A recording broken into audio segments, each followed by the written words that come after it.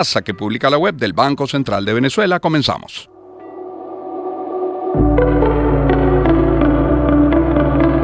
Lecturas que vislumbran el acontecer informativo. Con Román Losinski. Son las 6:21 de la mañana. Comencemos con lo que nos tiene confirmado. Es que la dirigencia sindical y estudiantil de la Universidad Central de Venezuela, la principal institución de enseñanza del país, de enseñanza superior, convocó este martes a una protesta para el jueves 12 del mes en curso de marzo para exigir ante el Parlamento un aumento de salarios y pensiones congelados desde el año 2022 en 130 bolívares, que son aproximadamente unos 30 centavos de dólar al mes. El presidente de la Asociación de Profesores de la UCB, José Gregorio Afonso, invitó a los trabajadores universitarios a protestar el 12 de marzo con, cito, espíritu pacífico y combativo para reivindicar los derechos laborales en todo el país, según un video difundido en la cuenta en X de esa agrupación gremial, repito, de la Asociación de Profesores de la Universidad Central.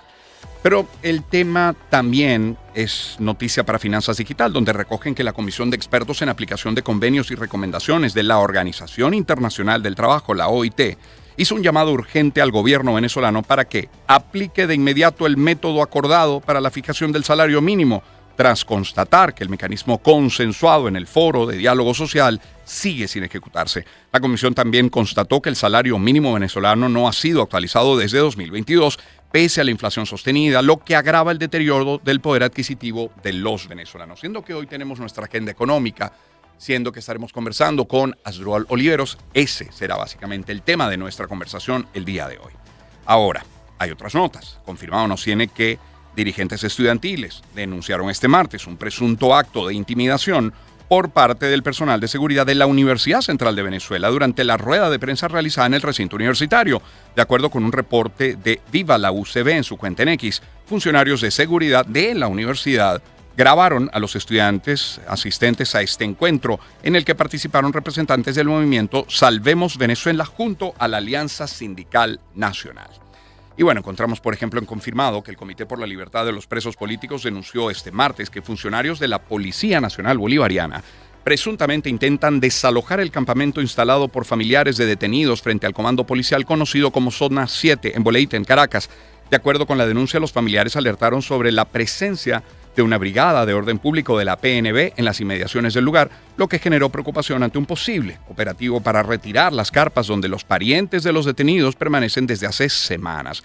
Y también en confirmado leemos que el Observatorio Venezolano de Prisiones denunció la noche de este martes el traslado irregular hacia el centro penitenciario de Aragua, conocido como Cárcel de Tocorón, de al menos 27 militares que estaban detenidos en la sede del Comando Nacional Anti-Extorsión y Secuestro, ubicada en Las Acacias, en Caracas.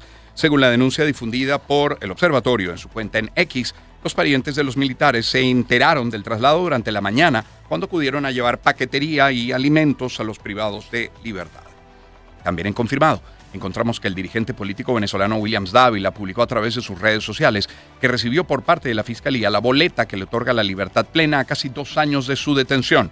Mi prioridad son los que faltan, los casi 500 presos políticos. Esta lucha cívica terminará cuando todos sean libres de verdad. Esto lo dijo el diputado a la Asamblea Nacional en su cuenta en X. Y Rafael García Márquez confirmó este lunes la recepción del decreto que le otorga libertad plena. Compartió la resolución del tribunal que pone fin a las restricciones, expresando su agradecimiento a quienes dieron seguimiento a su caso durante el proceso judicial que enfrentó. Ayer, por cierto, cuando no hice el programa, sí recordé a los médicos en su día, y con motivo del Día del Médico, el gremio de la salud abogó por la liberación de 2 de sus colegas que siguen detenidos, a su juicio sin ninguna razón. La Federación Médica Venezolana exige al gobierno y a la Asamblea Nacional derogar la ley del ejercicio de la medicina y la de tránsito terrestre. La exigencia fue expuesta en rueda de prensa por el presidente de la Federación, Douglas León Natera, acompañado por el Comité Ejecutivo de la institución. Y leemos que dentro del marco precisamente del Día Nacional del Médico, Delcy Rodríguez encabezó este martes el acto central en el que se formalizó la promulgación de la nueva ley de la Cruz Roja venezolana. Este instrumento busca redefinir la institución, como un ente de derecho público con carácter auxiliar de los poderes públicos, permitiendo modernizar su infraestructura y fortalecer la transparencia bajo los principios de soberanía y neutralidad, integrándola formalmente al Sistema Nacional de Gestión de Riesgos. Son las 6:25. Cambiamos de tema. La ONG Acceso a la Justicia exigió este martes que haya transparencia en el proceso para elegir a los nuevos fiscal general y defensor del pueblo, luego de que la Asamblea Nacional prorrogara hasta este viernes el plazo de recepción de postulaciones para esos dos cargos. Y también el Nacional nos tiene que el ex candidato presidencial y quien estuvo preso político, Enrique Márquez, manifestó este martes su preocupación por el proceso de designación del fiscal general de la República y del defensor del pueblo en el país, tras la renuncia reciente de los titulares de ambos cargos. A través de un comunicado publicado en su cuenta en X, Márquez alertó sobre los riesgos de procedimientos apresurados o influencias partidistas en la selección de estas autoridades. Y el abogado Gerardo Blyde, jefe negociador de la Plataforma Unitaria, manifestó su apoyo para que la profesora Magali Vázquez de la Universidad Católica Andrés Bello sea fiscal general de la República. A través de un mensaje en la red social X, Blyde resaltó tanto la experiencia académica como la profesional de Vázquez y afirmó que su liderazgo en el Ministerio Público sería una señal de recuperación institucional en Venezuela. Cambiamos de tema. El Nacional nos tiene también que GOL Líneas Aéreas reanudó el pasado domingo 8 de marzo sus operaciones en Venezuela con el regreso de los vuelos regulares entre Caracas y San Pablo. La compañía restableció así una conexión directa clave con su principal hub en Garoulos. La ruta cuenta con 4 frecuencias semanales, martes, jueves, sábados y domingos, lo que amplía la alternativa de viaje tanto para pasajeros de negocios como de turismo. Y en Banca y Negocios encontramos que el gobierno de Aruba comenzó a evaluar la restitución del tráfico aéreo con Venezuela, suspendido durante los últimos 7 años, lo indicó el primer ministro de la isla, Mike Eman, y ya lo había anticipado la representante de Países Bajos en nuestro país cuando estuvo de visita en nuestro estudio la semana pasada. Mundo UR nos tiene que este viernes la frontera colombo-venezolana acogerá la primera reunión entre Delcy Rodríguez y Gustavo Petro. Joiry Sosa tiene el reporte. El próximo 13 de marzo se dará el primer encuentro entre el presidente de Colombia, Gustavo Petro, y Delcy Rodríguez como presidenta encargada de Venezuela. Este encuentro diplomático estaba pendiente desde el pasado 18 de febrero, cuando los homólogos tuvieron una conversación vía telefónica en la que Rodríguez indicó que se reunirían próximamente. Aunque la hora aún no está definida, los mandatarios de ambos países se reunirán en el puente internacional Atanasio Girardot, conocido como Tienditas, que comunica al municipio Pedro María Ureña del estado Táchira, Venezuela, con el departamento norte de Santander, Colombia, símbolo de integración fronteriza, según señaló la presidenta encargada de Venezuela, Delcy Rodríguez. Vamos a ir a la pausa. Luego de ella estaremos abordando los titulares que tienen que ver con economía, educación, servicios, salud, sucesos. Tenemos todo el panorama internacional, el deportivo también. Hoy, como la hubo ayer, hay jornada de Champions. Hoy juega el Madrid. Ayer jugó el Barcelona, que terminó empatando en el último, bueno, no en el último minuto, 40 segundos después de haber terminado el tiempo extra que había indicado el árbitro. Terminó empatando con el Newcastle, pero hoy vamos a hablar también del partido del Real Madrid y de los otros partidos de la jornada. Y también les adelanto que en el programa el día de hoy tendremos, como ya hemos dicho, a Asdrúbal Oliveros, economista y consultor, en nuestra agenda de cada miércoles. Estaremos conversando con la socióloga y psicóloga Dalesca Ramírez a propósito de la relación, límites, intentar ubicarlo, límites en la relación entre el ser humano y la inteligencia artificial, y pondremos algunos casos sobre la mesa para luego dar paso a partir de las 8 a nuestra rocola de cada miércoles, hoy con Pati Oliveros y Jorge Palacios, actores, estarán con nosotros acá en el estudio compartiendo su música. En publicidad, como les decía, vamos a hablarles de Digitel. Toma el control, conéctate con Digitel. Llévate tu línea gratis 422 con el número que prefieras y volte. Esto al recargar y activar tu plan inteligente Plus de 6, 12 o 30 gigabytes con redes sociales incluidas. Actívala en la aplicación de Digitel, en agentes y centros de atención. Promoción autorizada por la SUNDE del 15 de enero al 9 de abril del año 2026. Y hablemos también de Grupo Leti. En Grupo Leti son fieles a su misión. ¿Cuál es? Un medicamento Leti para la necesidad de cada hogar. Y es que su compromiso con la salud es tan grande que tienen líneas para el cuidado de toda la familia: cardiometabólica, respiratoria, ginecológica, para el dolor, pediátrica, para la salud gastrointestinal y hasta hospitalaria. Todas ellas pensadas para cuidar la salud de los venezolanos y estar cada vez más cerca de cada hogar. En Grupo Leti, nuestro compromiso es mayor por ti. Vamos a hablar también de KFC, el único día loco no es el martes.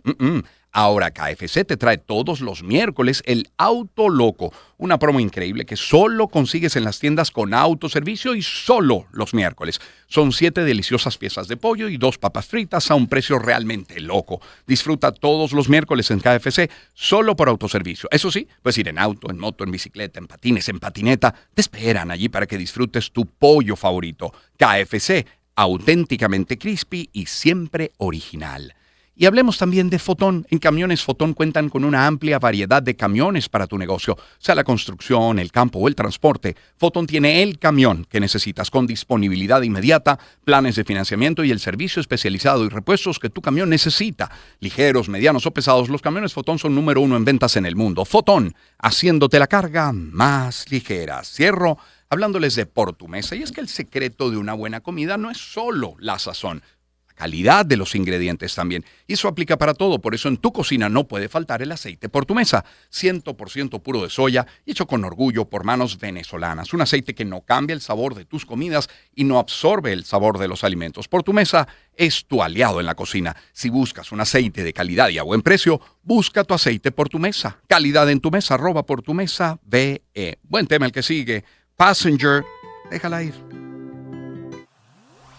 Encuentro de generaciones. Éxitos. Caracas, Valencia, Maracay, Puerto La Cruz, Puerto Ordaz, Barquisimeto, El Vigía, Mérida, Táchira, Margarita, Maracaibo, Maturín. Guarenas, Guatire. Éxitos. Sonidos en primera fila.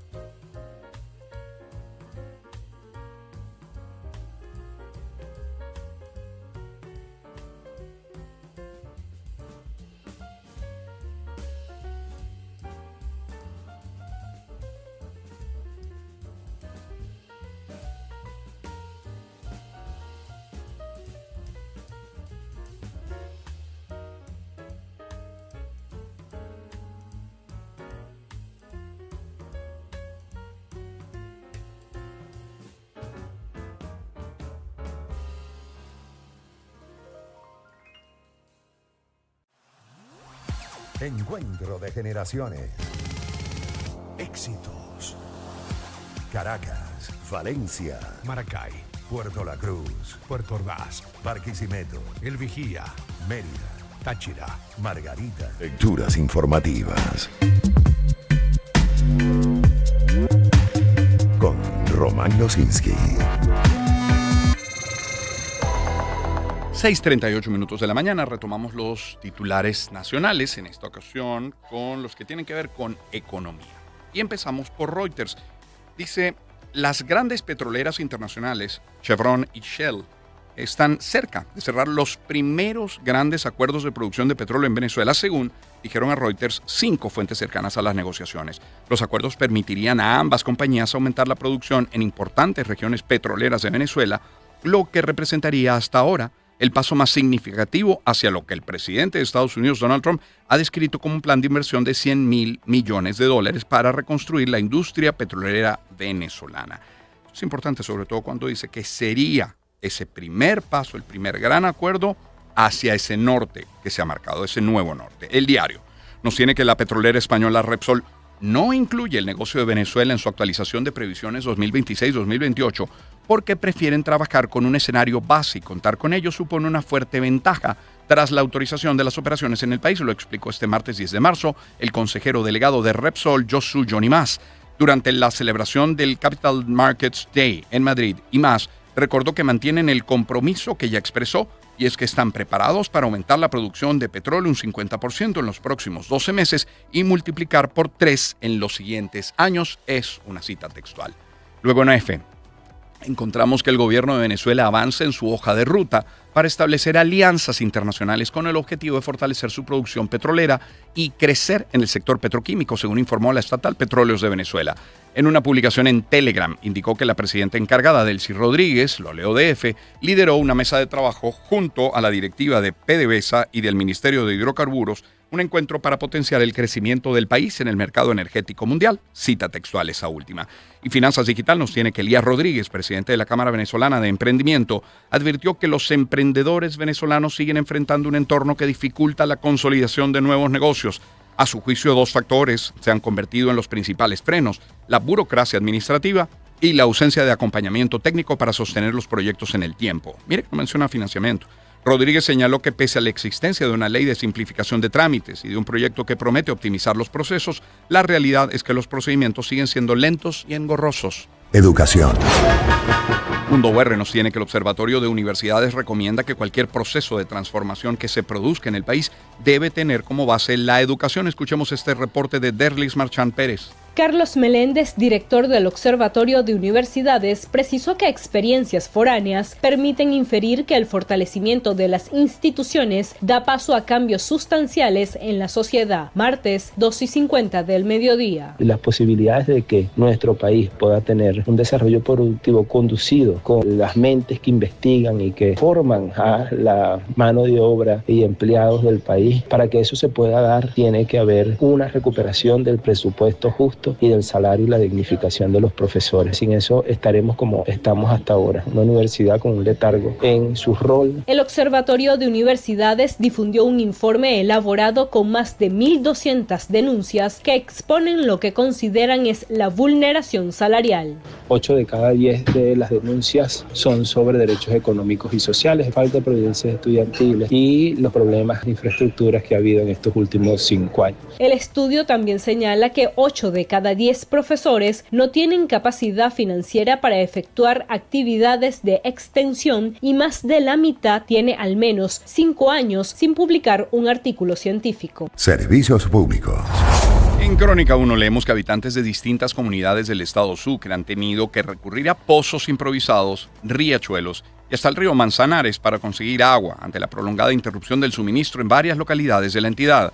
En la península de Araya y en sectores de Cumaná, los vecinos deben caminar varios kilómetros para conseguir agua o excavar pequeñas fosas. Este líquido que logran extraer les puede servir para labores básicas del hogar. Y en Mundo UR encontramos que transportistas del estado Falcón abogan por un ajuste en la tarifa del pasaje urbano. El reporte es de Douglas Durán. El gremio aseguró que el precio actual es insuficiente para cumplir con sus labores diarias y mantener operativas sus unidades. Emidio Di Lorito, representante del gremio de transportistas del municipio Carirubana. Ya que como no estamos anclados al dólar, la inflación va subiendo y nosotros seguimos en el pasado, donde es allí nuestra problemática. Queremos un consenso de cuánto podemos tener anclado el dólar. Nosotros proponemos 0,50. Los transportistas que hacen vida en la entidad esperan que en el corto plazo puedan llegar a acuerdos en beneficio del sector. Salud. En el diario leemos que la organización no gubernamental Espacio Público exigió al Estado venezolano publicar información detallada sobre el brote de fiebre amarilla y la campaña de vacunación anunciada por el Ministerio del Poder Popular para la Salud, al considerar que existe una falta de transparencia y de datos técnicos fundamentales para la población. A través de un comunicado, la ONG recordó que el ministerio informó sobre el despliegue de un plan de vacunación en 22 parroquias afectadas por la enfermedad, transmitida por la picadura de mosquitos. Sin embargo, la institución sostuvo que el anuncio oficial no incluyó información clave que permite evaluar la magnitud del brote ni la efectividad de las medidas adoptadas. Entre los datos omitidos, Espacio Público señaló la falta de cifras sobre la cobertura real de vacunación, ya que el ministerio no ha precisado cuántas personas han sido inmunizadas en cada parroquia ni cómo se compara esta cifra con la población objetivo. Sucesos. En confirmado leemos que el Colegio Nacional de Periodistas exigió a las autoridades determinar las circunstancias en las que murió la comunicadora Yolimar Hidalgo, quien fue encontrada sin vida en su casa con una herida de bala en la cabeza. En redes sociales el gremio envió un mensaje de condolencia a sus familiares y exhortaron a los órganos competentes a investigar el caso. Por otra parte, Diosdado Cabello señaló que fue esclarecido el caso del periodista merideño Walter Jaimes. La información la tiene Jade Delgado. Las autoridades señalaron que el caso fue resuelto y los detenidos fueron puestos a disposición del Ministerio Público. Diosdado Cabello, ministro de Interior, Justicia y Paz. Ahí está muy clara el móvil, las causas, los antecedentes, cómo fue, no tienen nada que ver ningún funcionario del gobierno, es un tema personal y ya fue aclarado, están detenidos los responsables puestos a la orden de los tribunales. El periodista Walter Jaimes se fue encontrado sin vida el pasado sábado 28 de febrero, sin documentos y con signos de violencia que no permitieron su identificación. Fue reconocido por sus familiares el martes 3 de marzo. Fue sepultado en su pueblo de nacimiento Bailadores el pasado sábado 7 de marzo. Una nota más, la tiene el Nacional. La empresa de transporte Yumi Rides confirmó que un incidente de ciberseguridad provocó la filtración de los nombres y fotos de perfil de aproximadamente 30,000 conductores afiliados a la plataforma. El fundador y director ejecutivo de la compañía, Vicente Sabarce, publicó en la red social X un comunicado que la empresa envió a los conductores afectados. Allí indicó que el equipo técnico detectó el 8 de marzo pasado un intento de extracción de datos relacionado con perfiles de choferes de la aplicación. Detectamos un intento de extracción de datos con la meta de extraer los nombres y fotos de perfil de 30,000 conductores de Yumi.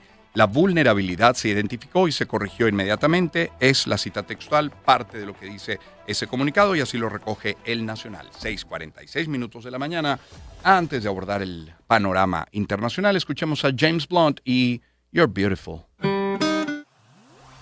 Encuentro de generaciones. Éxitos. Caracas, Valencia, Maracay, Puerto La Cruz, Puerto Ordaz, Barquisimeto, El Vigía, Mérida, Táchira, Margarita, Maracaibo, Maturín. Guarenas, Guatire. Éxitos. Sonidos en primera fila.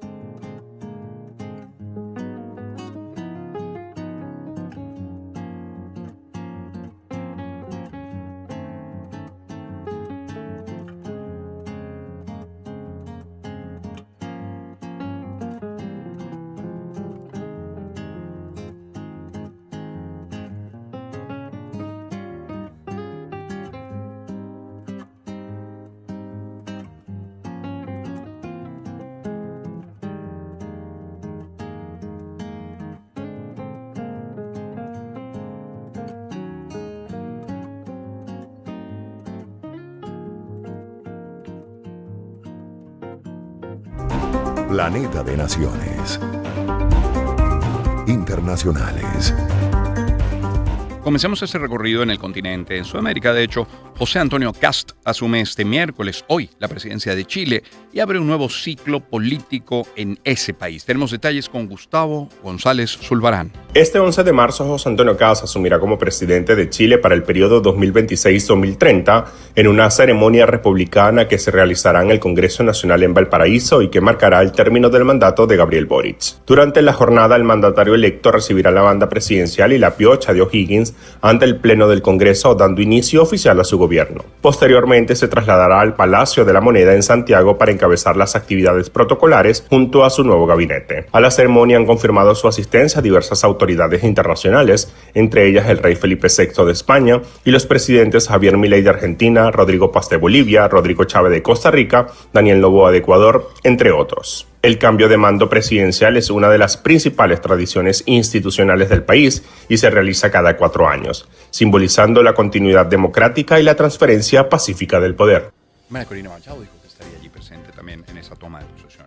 Ahora también en Mundo VR leemos que en Colombia los candidatos presidenciales Abelardo de la Espriella e Iván Cepeda definieron sus fórmulas vicepresidenciales de cara a las elecciones del 31 de mayo. El reporte lo tiene desde Bogotá Oscar Pineda. José Manuel Restrepo, académico y exministro del gobierno de Iván Duque, será el compañero de fórmula del candidato presidencial Abelardo de la Espriella. Restrepo es un prestigioso economista que estudió en la Universidad del Rosario en Bogotá, de la cual también fue rector, y en la London School of Economics. Abelardo de la Espriella, candidato presidencial en Colombia. Martes, 3 de la tarde. Considero que es una persona muy idónea para ayudarme a salvar y a reconstruir a Colombia y va a ser un vicepresidente con funciones. En él me voy a apoyar para muchos temas económicos, de comercio exterior, de fondeo de recursos, relaciones con los gremios, con la clase empresarial. Aida Quilcue, senadora en la circunscripción especial indígena, será la fórmula vicepresidencial de Iván Cepeda. Martes, 3 de la tarde. Aida representan lo mejor de las tradiciones de la resistencia, la lucha social, la construcción de un país justo y democrático. La candidata presidencial del Centro Democrático, Paloma Valencia, continúa sin definir quién la acompañará en la fórmula vicepresidencial. La justicia argentina anunció el martes la identificación de los restos de 12 víctimas de la última dictadura militar, 1976 a 1983, localizados en terrenos del excentro clandestino de detención La Perla, en la provincia de Córdoba, allí en Argentina, en el centro. Eso en La Nación. En Reuters leemos que un juez de la Corte Suprema de Brasil archivó este martes la investigación contra el magnate Elon Musk, dueño de la red social X, por sus ataques al Poder Judicial del país suramericano de Brasil y cuestionar sus decisiones, según informó el tribunal. Y la Corte Constitucional de Ecuador declaró que los 4 menores afrodescendientes detenidos por militares en 2024 y posteriormente asesinados fueron víctimas de desaparición forzada, por lo que ordenó al Estado que reconozca su responsabilidad y emita disculpas públicas por el hecho, entre otras medidas de reparación. Y en F leemos que el gobierno cubano acusó este martes al presidente de Ecuador, Daniel Noboa, de mentir cínicamente y actuar con servilismo evidente para complacer a Estados Unidos tras la expulsión de los diplomáticos de la isla acreditados en ese país andino. Norteamérica. La Casa Blanca informó que no invitó a Colombia al Escudo de las Américas, una alianza con gobiernos latinoamericanos de derecha para combatir el narcotráfico, porque aún no ve el nivel de cooperación necesario por parte del gobierno colombiano. Y al menos una persona murió, 2 permanecen atrapadas y otra más se encuentra hospitalizada tras el colapso de un edificio que estaba en proceso de demolición en una esquina de la calzada de Tlapán, en el centro de la Ciudad de México, según informaron las autoridades. El superintendente de la policía canadiense, Chris Leder, informó que el consulado estadounidense en Toronto fue blanco de un tiroteo el martes y las fuerzas de seguridad clasificaron el incidente como un incidente de seguridad nacional, así que reforzaron protección de los edificios diplomáticos de los Estados Unidos. Sin duda, se trata de un incidente de seguridad nacional, porque después de todo, el consulado estadounidense fue atacado a tiros. Investigaremos si se trató de un ataque terrorista. El presidente de Estados Unidos, Donald Trump, se refirió al primer ministro de Canadá, Mark Carney, como el futuro gobernador de Canadá, en alusión a su deseo de que ese país, Canadá, se integre a Estados Unidos como el estado número 51. Nos vamos a Medio Oriente. La Marina estadounidense no ha escoltado ningún petrolero en el estrecho de Hormuz. Esto lo afirmó la portavoz de la Casa Blanca, Caroline Leavitt, después de que el secretario de Energía afirmara lo contrario y luego borrara su publicación. Sí, me informaron de esta publicación. No he tenido la oportunidad de hablar directamente con el secretario de Energía. Sin embargo, sé que la publicación fue retirada rápidamente y puedo confirmar que la Armada de los Estados Unidos no ha escoltado ningún petrolero ni buque hasta el momento, aunque por supuesto es una opción. El presidente ha dicho que utilizará sin duda alguna cuando sea necesario y en el momento oportuno.